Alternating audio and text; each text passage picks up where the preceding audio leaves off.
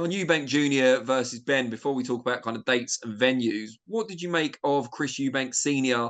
linking up with Harlem Eubank and coming out against the Eubank Jr. Benn fight? Yeah, I mean, there seems to be a little bit of bad blood there, but obviously now Eubank Senior is representing Harlem, so he's calling for Harlem to fight Conor Benn instead of Chris Eubank Jr. So yeah, I can't say Harlem Eubank is a fight that we're really looking at for Conor Benn, but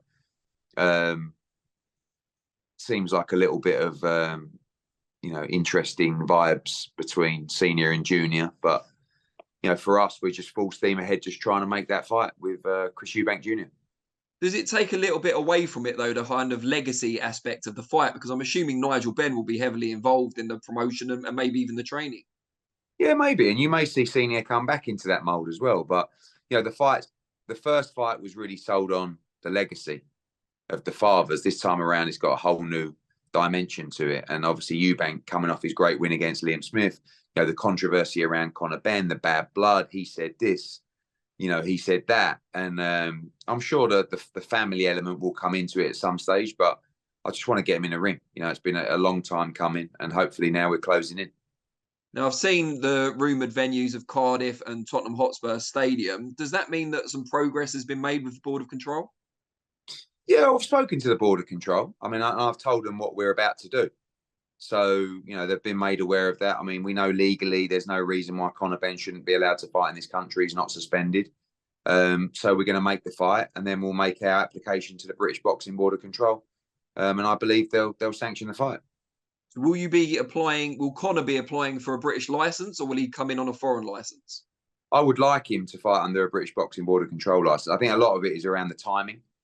Whatever the board recommend, really, I don't mind. I mean, obviously, he has an international license, so he can apply for permission to box. He could apply for his license as well, which would be our preferred route. But like I said, my priority is to make the fight, get it signed, and then we'll announce it for Spurs or for Cardiff, and then it's over to the board. Is there any chance the board attempt to block it? And if so, would you go abroad? We wouldn't go abroad. The fight's going to happen in Britain. So that decision's up to the board. If the board didn't sanction it, then obviously the fight still goes ahead. And I have to look at my position within the fight. Obviously, it might be different for Calla. But absolutely, I want the fight to be sanctioned by the British Boxing Board of Control. Legally, I believe there's no reason why it shouldn't be. But the fight will take place in Britain. And that's a given. How much bigger do you think the fight's been made by all the events of the last year than it was initially? Probably twice as big. I mean, I wish it never happened.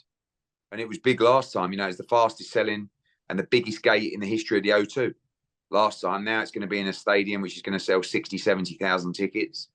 It's the biggest fight in British boxing outside of probably Fury against AJ. Like I said, it turned into a monster for some of the wrong reasons, but here we are. And now I just want to get these two in the ring. Great stuff. Eddie, really appreciate your time. Best of luck for the rest of the week. And Cheers, we'll Danny. catch up when you get back.